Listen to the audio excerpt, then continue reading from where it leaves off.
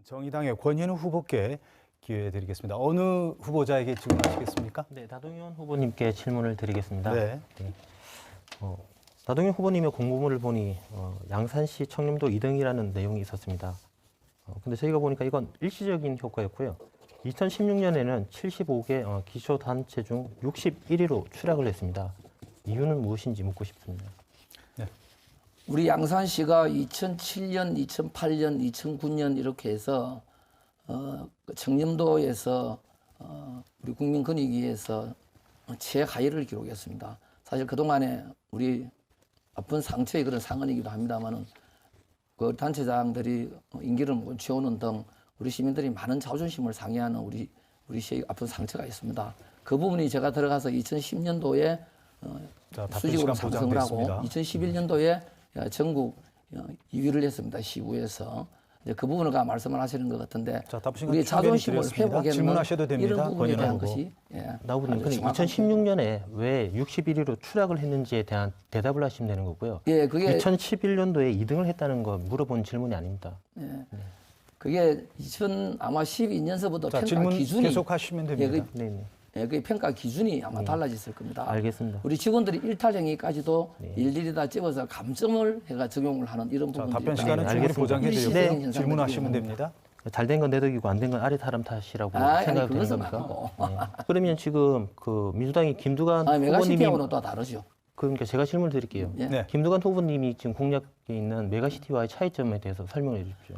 행정 통합에서 일어나야 되는 부분은 것은 예를 들면은 어떠한 프로젝트가 있을 때 이제 경부율에 어느 지역에서 유치할 것이냐 할 때 이게 행적 저는 2012년도에 우리 양산을 그 부울경 상생 특구로 선언한 바가 있습니다. 우리 양산에서부터 그렇게 모을 수 있는 아주 어떤 지정학적으로 다른 후보께는 질문 대답이 지금 좀 두리뭉실해서 그러면 제가 구체적으로 물어보겠습니다. 그럼 구체적인 건 아직 없다는 얘기신 거고 최소한의 그러면 대략적인 로드맵이라도 있습니까? 안 그러면 이러한 행정통합을 할 때 어떤 개정에 대한 법안에 대한 부분도 고민을 하고 그렇죠. 그게 어떤 게 있는지 간략하게 대답을 해주십시오. 하나의 담론에다가 담아서 거기에 따르는 어떤 포럼이라든지 이렇게 만들고 많은 연구가 이루어져야 될 것입니다. 또 그에 따르는 어떤 특별법도 이루어져야 될 사항이기 때문에 그런 특별법에 대해서 고민을 하셨는지를 물어보는 것이고요. 다른 지역의 미래통합당 후보들은 불경 행정통합에 대한 공약이 없습니다. 김태호 전 시장도 행정통합 이야기를 했다가 부산, 울산뿐만 아니라 도내 각 시군구의 반발 때문에 없던 일로 됐는데요. 이거 다른 지역의 후보님들과 이야기가 되신 부분입니까? 이제 국회의원이 되게 되면은 그런 것을 큰 담론으로 담아서 어떤 전체적인 컨센서스를 갖다 이루어야 될 부분입니다.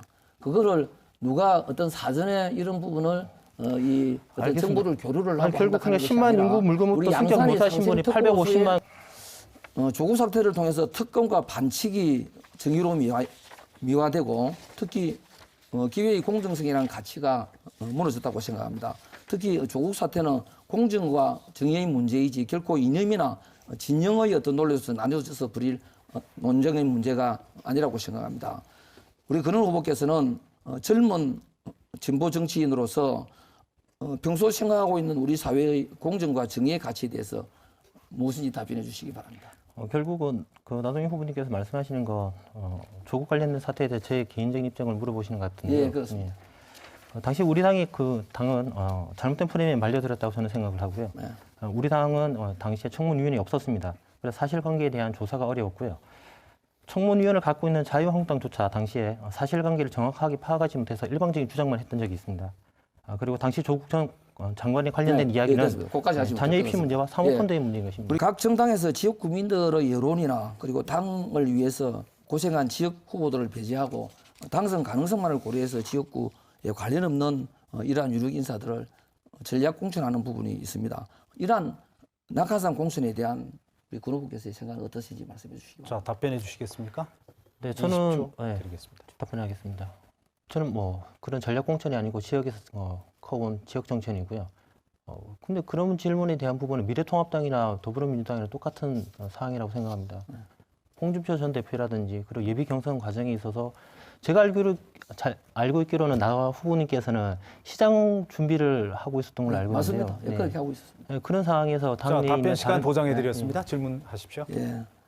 그래서 이 부분에 대한 거는 저는 이분 이분들이 양산을 계기로 해서 우리 양산에도 17대, 18대 이렇게 해서 정말 이 우리 지역과 전혀 연고 없는 소위 말하는 철새의 이런 공천이 있었습니다. 앞으로는 정말 단절을 돼야 될 이런 정치라고 생각하는데 이번에 동의를 하십니까? 그런 부분에서 자, 제가 20초 판단할 듣겠습니다. 부분이 아닌가 같습니다. 타당의 사안에 대해서 제가 왜 판단하는지 모르겠습니다. 그러면 희망적인 홍준표 전 분들이 대표는 왜 하셔도 중간에 내려오신 겁니까? 그거는 본인의 생각에 의해서 내려온 것이죠. 아니 저희가 알고 있기로는 그렇지 않습니다. 나동현 전 시장님께서 홍준표 전 대표를 갖다가 아닙니다. 초빙해서 온 걸로 아닙니다. 저희는 제가 그렇게 알고 있는데 덕담 삼아 아주 힘들어할 때 한 말씀 그러면 가지고 홍준표 대표가 그럼 덕담을 듣고 그러면 그런 큰 결단을 했다는 얘기십니까? 대한민국 전체 자산의 60%를 상위 10%가 가지고 있는 매우 양극화된 네. 대한민국이거든요. 그리고 돈과 정보와 짧게 사람이 다 질문하셔야 수도권에 됩니다. 몰려 시간이 있어요. 얼마 그래서 없습니다. 완전 서울공화국이고 네. 이런 현상을 타파하려고 가장 정의당이 노력을 하시는데 네. 또 권영일 후보의 철학을 좀 조금만 듣고 싶습니다. 저희도 지금 제가 내놓은 공약 중에 경불 산업 클러스터를 통해서 경불의 그 경제권을 갖다 통합을 시켜서 지역의 양질의 일자리와 그다음에 기후 위기를 갖다 대응하자고 하는 그런 내용들이 있습니다. 충분히 그런 부분에 대해서는 저는 동의를 하고 있는 부분이고요. 얼마 전 김두관 후보님이 공적 영역에서 공공 배달 앱 이야기를 하셨는데요. 여기서 빠진 부분은 공공 배달 앱을 한다고 하면 이런 플랫폼 노동자 보호에 대한 방안이 따로 가지고 계신지 여쭙고 싶습니다. 우리 웅상 지역에서 플랫폼을 만든 분들이 있더라고요. 그 부분하고 양산시에서 지금 추진하고 있는 그 하고 또 부울경 전체 하는 거하고 아마 겹쳐가지고 또 손해를 볼 수 있어서 그 부분을 좀 잘 연동을 시켜서 유기적으로 좀 정리를 하면 웅상에서 답변 시간 플랫폼을 구성하고 있는 부장됐습니다. 제가 네, 질문을 드린 질문하셔도 건 됩니다. 저희 당에서 지금 진행하고 있는 플랫폼 등 특수고용 노동자에 대한 산업안전보건법에 대한 전면 적용이라든지 이런 법적인 테두리 안에서의 그 노동자들을 보호할 수 있는 방안을 가지고 계신가? 정부적인 방안을 갖고 있지는 않는데요. 여러 가지 입법과 관련해서 늘 정의당에서 제안한 사회적 경제적 약자에 대한 주요 법안들에 대해서는 저는 언제든지 법안에 공동 발의에 동의를 했기 때문에 알겠습니다. 정의당이 그래서 역할이 있는 거죠. 자, 답변 시간 보장해드리겠습니다. 나동희 후보님께 질문을 네, 드리겠습니다. 나동인 후보께. 네. 공보물의 국가 채무 관리 강화에 대한 부분이 있습니다. 국가 채무가 많으면 무슨 문제가 생기는지 여쭙고 싶습니다. 아유 심각하죠. 국가 비선 결국은 뒤에 누적되다 보면 모라토리움까지도 갈 수 있는 것입니다. 우리가 가정 살림을 살더라도 이 이제 빚 관리만큼은 철저하게 해야 되는 것인데 빚도 자산이다, 부채도 답변 시간 자산이다 하는 이런 식에서 보장해드리겠습니다. 탈피하지 질문하셔도 않으면 됩니다. 앞으로 살림 사는데 예, 정말 국가재정은 그런데 가정이나 기업, 그다음 지자체 재정과는 좀 다릅니다. 똑같습니다. 우리나라는 국채 발행을 원액 안에서 한국은행이 필요한 국채도 부족한 것이 지금 현실인 것이고요. 현재 한국은행이 무제한 양적 완화를 하겠다고 해서 채권자가 한국은행이 된다고 합니다.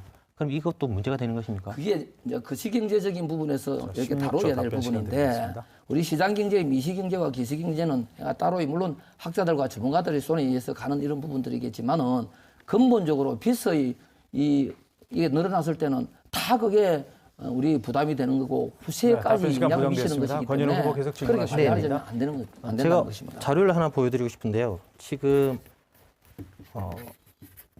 우리나라보다 부채 비율이 높은 OECD 국가들입니다. 이 나라들이 지금 어떤 경제적인 어려움을 해서 망했는지 한번 여쭤보고 싶고요. 그리고 두 번째 패널은 우리 국내 재정 수지와 경제 성장률에 대한 그래프입니다.